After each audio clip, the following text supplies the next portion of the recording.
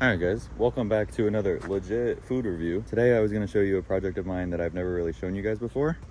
It's my 1976 Peugeot road bike.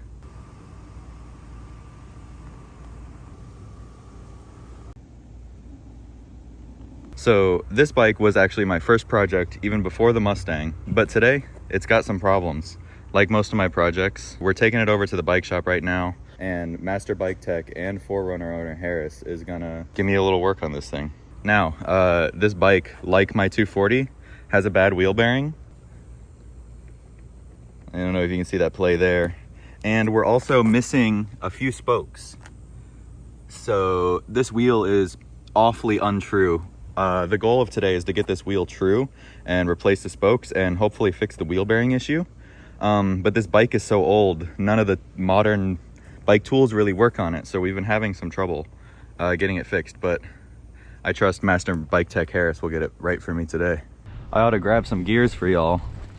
The shifter on this bike is down here, and it's a manual shifter.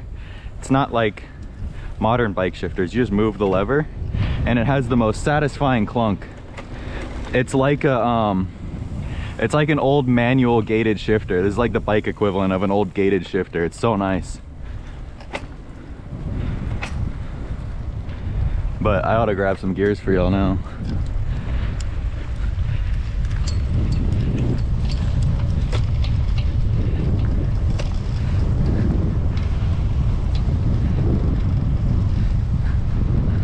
That's fourth. It won't shift to fifth. Come on, it wants fifth. Just gotta let her eat sometimes. She might choose fifth. No fifth. No fifth. That is the downside with these old shifters though. This one's very hard to adjust properly.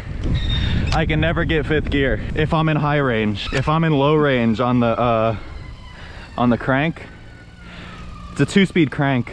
And if I'm in low range on the crank, I can get all my gears. Golly, I'm out of breath. Whew.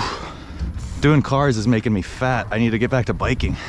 It's a 2-speed crank and a 5-speed rear. So it's a 10-speed.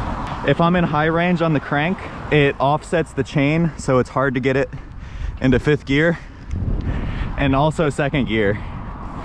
So it's more like it's a 2, 3, 4. We start in second, we got third gear if we're putting, and fourth gear is pretty much top gear. It's such a big bike and the wheels are so big and the gearing is so long. Top of fourth is plenty fast. Shall we run it? We shall.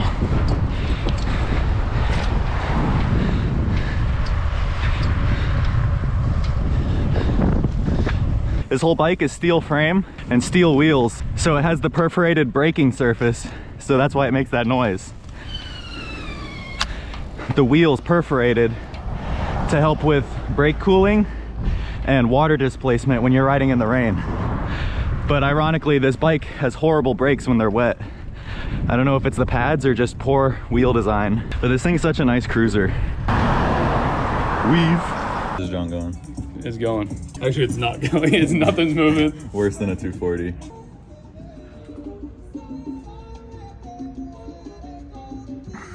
How long do you think? I don't know. As long as your hand can take it. If it's liquid, it can't be stuck. Amen to that. We either just broke it or it just came free. Because I heard metal crunch. No way. What happened? Oh, we just broke it. Bruh. Just got it. Did we just get it? Did we just get it? Oh. Let's go. Look at those threads too, man. Them bitches clean, boy. Come on, threads. man. Hey. That's why you're the master Hey, tech. forget about it. That's man. why you're the There's master one thing I tech. know. There's one thing I know. Mastering. Come on now. Come on now. Y'all came to me for a reason. But we did. We ate that tooth up, but we got the gear Come on out. now. Come on now. We're finding another sprocket that's a similar gear set.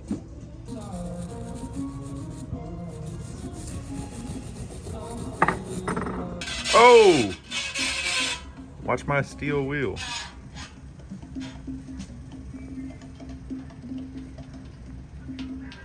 Jamie, give me a 5-speed. Yo. Come on now. Master Come on Tech. now. Come on now. All of them. Can't find them, grind them.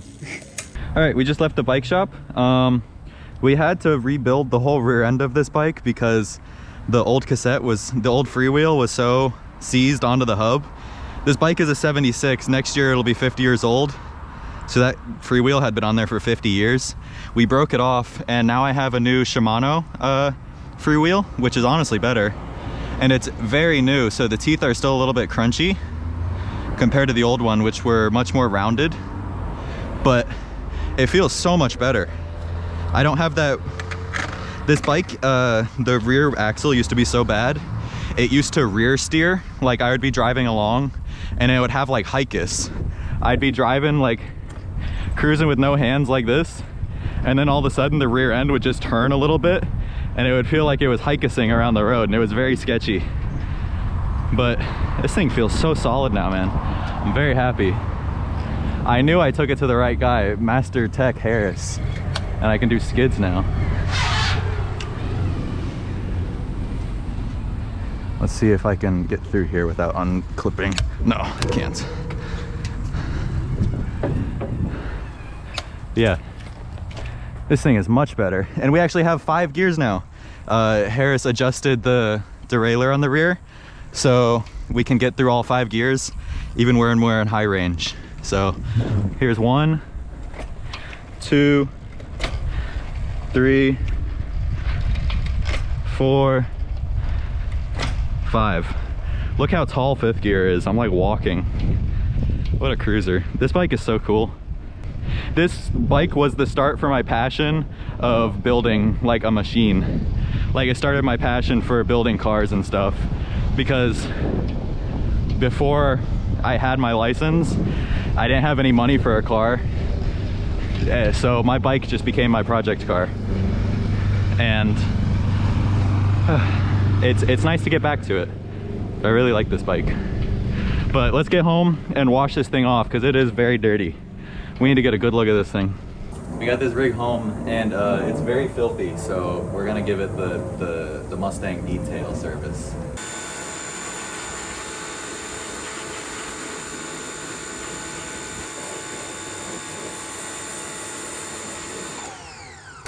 I don't know what my pressure washer's doing. I think it's broken. Look at this thing, it's tweaking out. I'm not touching it. It just keeps doing the blow-off valve noise.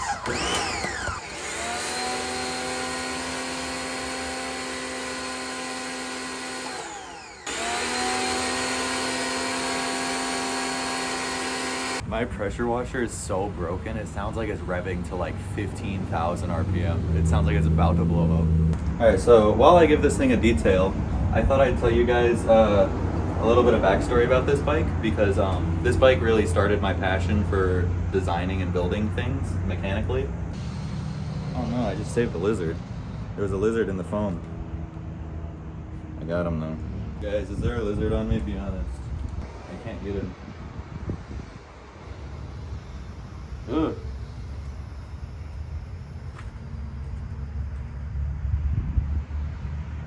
Alright, lizard is safe. Alright, we're gonna be using that ultimate Maguire's on here. We gotta get these chrome Johnnies shiny. But like I was saying, I think I got this bike when I was about 15. I asked my friend Ben for a road bike suggestion because I didn't really know much about bikes at this point. I just thought they were really cool. And he had a Peugeot, which is what this is. So I looked up Peugeots. I found this bike and it was at a museum in Philadelphia. It was a classic bike museum in Philadelphia. And this bike was actually a display model. It was hung up on the walls, not well taken care of in the bike store. But I put it on my wish list on eBay. And the next day, the seller told me that he's ready for me to come pick it up. I was like, what? How do you want me to come pick it up? I'm in Florida, you're in Philadelphia. I didn't buy it. And the guy was like, well, it's yours, so come get it. And I was like, I can't, sorry man. So he shipped it to me. He gave me free shipping on this bike. I got this bike for $120 back in like 2015. I got this bike for very cheap back then. And it was a hunk of junk. This thing sucked when I bought it. The first time I ever rode this bike, I shifted the front into high gear and the front derailleur exploded in half. And then I was like, what the hell? And I shifted the rear and the rear derailleur snapped in half and it whipped around the cassette. And I was like, oh my God, this thing's a pile of crap. And so I took it to the bike shop, spent hundreds of dollars on it, got new derailleurs. I still don't have a front derailleur, I just leave it in high gear now, but I think it's fine like that. Weight reduction, you know?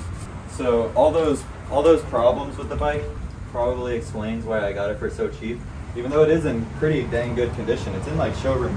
It was in like showroom quality. I've put quite a few miles on this thing since I've had it. I used to ride this thing everywhere, all over St. Pete. After replacing all the broken stuff on it, I started modifying it. The first real mod I did was these old style clips with these white leather straps, and this was honestly such a cool thing for me back in the day. I was like, wow, this is like really adding style to it. After that, I had to do a new crank because the crank went bad on this thing, and then I did these nice gum wall tires, which are probably my favorite thing about it now. After that, to add to the old style, I did the white handlebars, and then the new, more modern seat, which is much more comfortable. It's honestly not that comfortable though, I don't really like it. I'm looking for a new seat, but this one was free, so it's good. All right, there we go, this thing's clean. This is the best part about bikes, is it's much easier to detail than a car.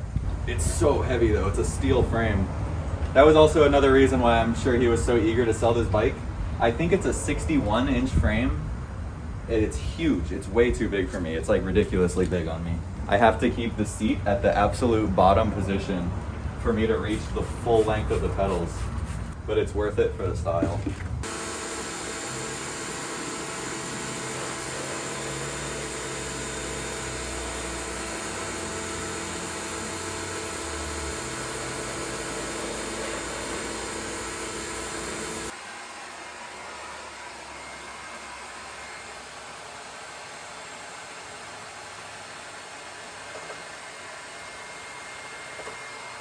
Gotta make sure you grease your chain after you wash it. You're not really supposed to use WD-40. You're supposed to, they make like proprietary chain greases for bikes, but I don't have that and I'm not trying to get that, so WD-40 will do well. Because that pressure washer just took all the grease out of it.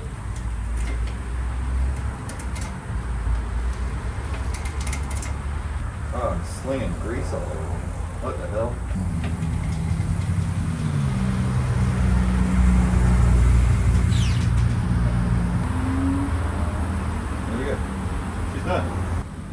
Yuck. Shoo-wee, that's one pretty bike. Look at that thing. The two OG rigs. Number 1 and number 2 and number 3. Here, I thought I'd give you guys, now that it's all cleaned up, I thought I'd give you guys a little more in-depth look at this bike. Some of my favorite little qualities of it.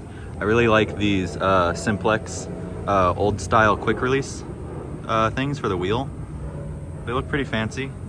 They look like little arrow. It's like spats. These are like bike versions of spats. We got the little arrow discs on the cassette here, but look at the paint on this bike is really what does it for me, and is probably what started my passion for paint care, which has transferred over to the Mustang now. Oh no. It's not in the best condition as it used to be, but we have these really cool, we have the Peugeot Lion with the French flag and the racing stripes and the French flag here. We have the old school Peugeot logo on the front here. And this bike was a special edition. It wasn't like the base model Peugeot road bike when it came out in 1976. This one has the chrome caps here and the painted little arrow thing here with the lion, as well as the chrome half fork. The chrome half fork was like a, from what I understand, it was like a premium feature of these bikes. Yeah, I just really like this bike, and I don't know how many of you guys out there are passionate about biking as I am, but maybe it will resonate with some of you, because I know the whole biking, skateboarding, and drifting thing are kind of in the same world. But I think this thing's got pretty cool style. The chrome on white on blue. Like most of my vehicles, or not most, like all of my vehicles, it has a bald rear tire. This thing, I learned how to do skids in this thing. That's why my wheel was so messed up and why we had to do so much work on it today. I used to do so many skids on this bike. I would terrorize St. Pete. There was this bridge that I used to go on every day, and on this bridge I would rip e-brake down the whole bridge, and I would see how long I could skid. And then there's a little turn at the end of the bridge, so I'd try and drift the bike and slide it out and like e-brake drift on my bike. And I'm pretty sure that's why my rear wheel is so warped. But it's a steel wheel, and she's back. Chewy. Big chrome on chrome on chrome on chrome. Damn. Need to get a polish on this rig. Guys, I forgot to mention this, but literally the axle was broken on this bike too. So it's literally like the 240. The rear axle was broken. I can't not break axles. But I think that's gonna do it for today's video. Appreciate you guys watching to the end and for supporting this different format of video. I'm sure those of you who like it enjoyed it. And those of you who didn't, I don't know why you're still watching, but I'll see you later. Love you. Bye. All right, so I have a customer car here for a detail. It is a big old Lexus, and the paint is in pretty good condition, but it's quite dirty, as you guys can see here. But it has a very nice like pearl to it. It has a very nice pearl in the paint. So I think this paint is going to paint correct quite well. What I'm going to be doing for this car is just a full detail, clay bar, and then polish with the buffer. And then we're going to be applying a ceramic coat to it. So we're not doing a 2-stage paint correction, just doing a single stage, but it should turn out quite well with this paint because it doesn't seem to be in that bad of a condition.